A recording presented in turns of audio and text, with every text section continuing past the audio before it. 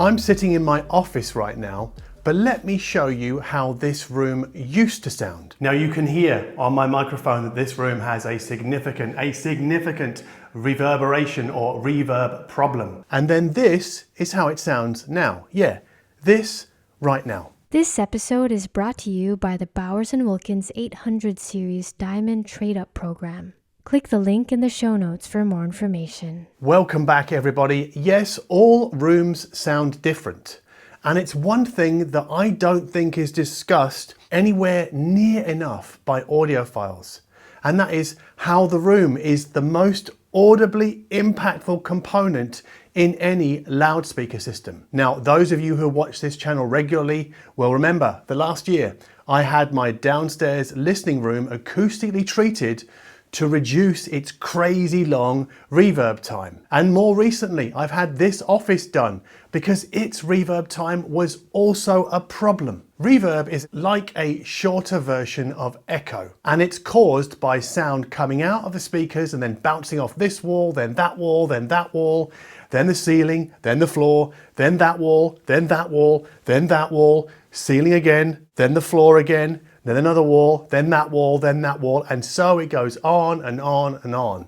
So reverb is essentially a multitude of sound waves, because there are thousands of them, maybe even millions of them, snookering around the room in 3 dimensions, but losing energy each time they are reflected off a surface. And when a sound wave loses energy, it becomes a bit quieter. And we can crudely condense a room's reverb time down to a simple graph with a desktop computer app like Room EQ Wizard, which is sometimes called REW or REW. And it's a free bit of software, and we use it in tandem with a room measurement microphone.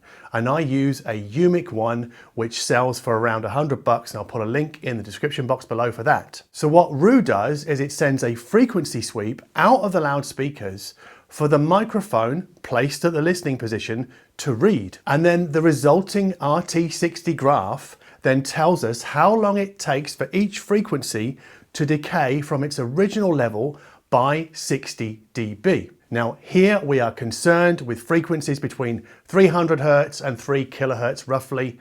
So essentially the mid-range and the treble. Now bass, yes, that's still a problem in many rooms, and that's another can of worms that falls beyond the scope of this video.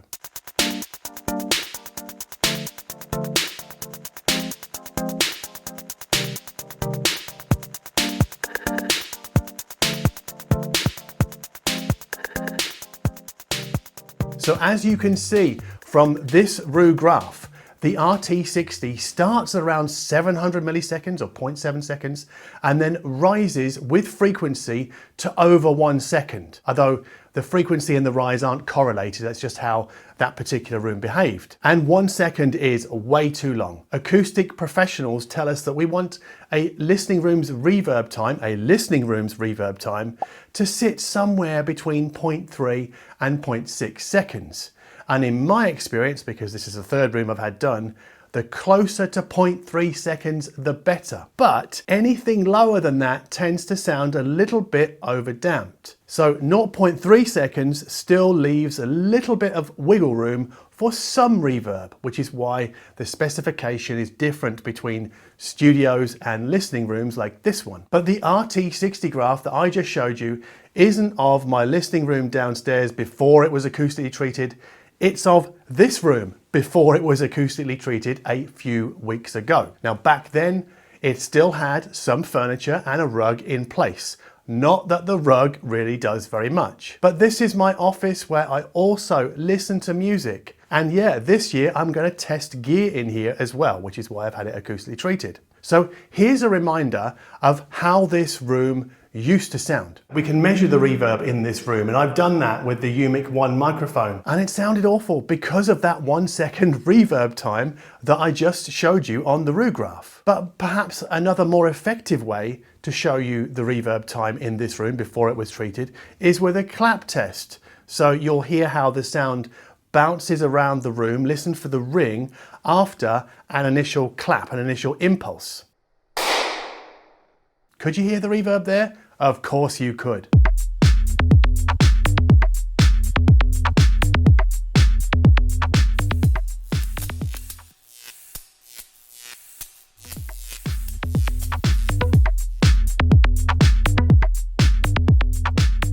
Now, this room's reverb time, as shown by the RT60 graph, my talking snippet and that clap test, is why I had this room acoustically treated, again by Vicoustic, at the end of December. And the plans for panel type and position were drawn up by Vicoustic back in November after I'd sent them the room's dimensions, which is roughly 7 meters by 4 meters on the floor, and some photos as well, so they could kind of see what they were going to be dealing with. Now, the ceiling here is higher than downstairs, but only at a point. And as you can probably see in this video, it slopes down to like 1/2 meter at the back of the room. And I assume that's why so many panels have been placed by Vicoustic on the sloping part of the ceiling to tame its first, second, third, fourth, fifth, sixth, 17th, 14th, 15th, 16th, 27th, 28th, 29th. Every single one of a room's hard surfaces plays a part in its reflective behavior and therefore its reverb time. And yes, we're talking about the floor and also the ceiling. And Vicoustic placed numerous bass traps around where the walls meet the ceiling. I'm not sure why they're put there, but I guess that's where they think bass is most likely to build up. But I don't think we should really get too hung up on the what and the where, because what we're really interested in here is the collective effect of all the panels.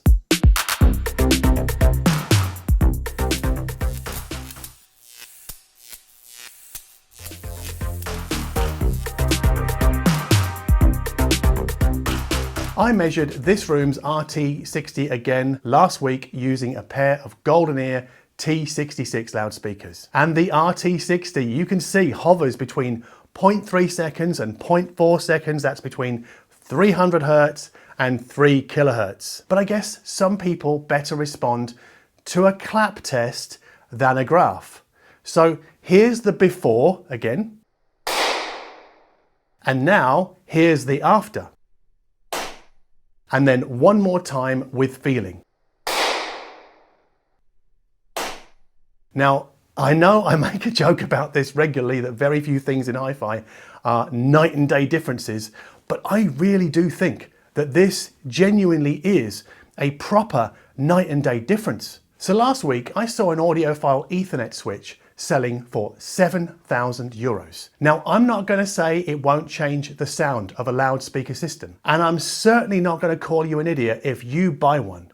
I mean, who am I to tell you what you should spend your money on? It's your money and your life, and therefore you get to choose exactly what you do with your cash without any input pretty much from anybody else, least of all somebody who wants to call you an idiot. However, I am confident that in buying that Ethernet switch, you would be spending your money at the thinnest end of the audiophile wedge. Because in this order, your speakers, your amplifier, your DAC, your streamer, and then going down into cables and other sort of miscellaneous power supplies, they all matter significantly less to sound quality, including the Ethernet switch, which I would say is probably the very last thing you should ever buy.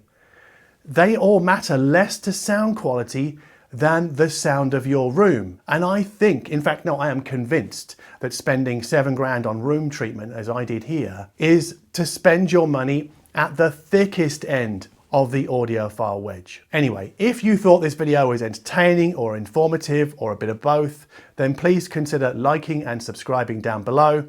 And please also consider joining me on Patreon, where there are music playlists for every video we've ever made in the last 4 years. Or also, if you just want to buy me a cup of coffee to say thank you for this video, because you only have to join for a month if you want to. But Patreon is also where I'll be explaining in a bonus video what the worst sounding type of room is according to my contact at Vicoustic, because we had a long chat about this and he explained pretty carefully, yeah, this kind of room, John, is an absolute nightmare. Anyway, as always, thank you ever so much for watching.